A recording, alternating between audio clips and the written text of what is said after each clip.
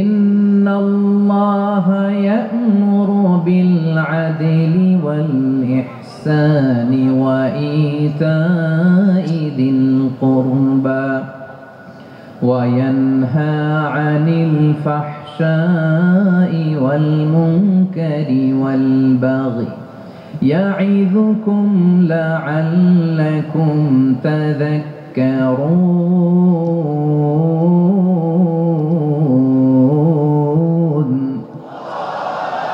আল্লাহ তাআলা ইরশাদ করছেন, ইন্নাল্লাহা ইয়া'মুরু বিল আদলি ওয়াল ইহসান, নিশ্চয় আল্লাহ তাআলা তোমাদেরকে ন্যায় বিচারের আদেশ দেন, সদাচরণের আদেশ দেন, নিকট আত্মীয়দেরকে দানের আদেশ দেন। আদেশ কয়টা? আওয়াজ করে সবাই বলুন তো কয়টা? নিশ্চয় আল্লাহ তাআলা তোমাদেরকে ন্যায় বিচারের আদেশ দেন, সদাচরণের আদেশ দেন, তিনি তোমাদের নিকট আত্মীয়দেরকে দানের আদেশ দেন, আর তিনি তোমাদেরকে অশ্লীলতা থেকে নিষেধ করেন, মন্দ কাজ থেকে নিষেধ করেন, অবাধ্যতা সীমা লঙ্ঘন থেকে নিষেধ করেন। তিনি তোমাদেরকে উপদেশ দেন যাতে তোমরা শিক্ষা গ্রহণ করো। সুবহানাল্লাহ। উপদেশ দিচ্ছে স্বয়ং কে? তিনটা জিনিসের আদেশ। ইয়া'মুরু বিল আদল, সুবিচার ন্যায় বিচারের আদেশ তিনি দেন। ইহসানের আদেশ দেন, যাতে আমরা ইহসান করি, একে অপরের প্রতি সুবিচার করি, মহানুভবতা দেখায়, অনুগ্রহ দেখায়, আর নিকট আত্মীয়দেরকে যেন আমরা দান করি। এই তিনটা আদেশ তিনি দিয়েছেন।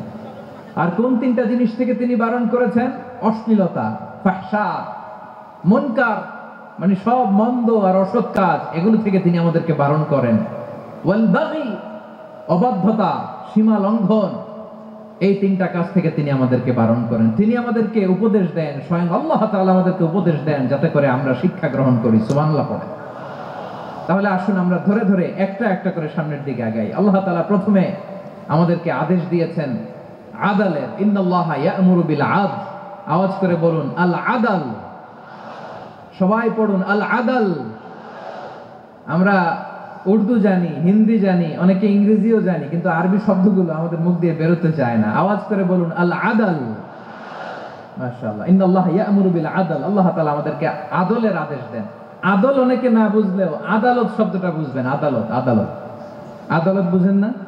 যেখানে বিচার কার্যের ফয়সালা করা হয়, কোর্ট কাচারি আদালত, এটা তো ভেরি কমন। এটা শুনছেন না সবাই? আদালত, যেখানে ন্যায় বিচার হবে, সুশাসন হবে।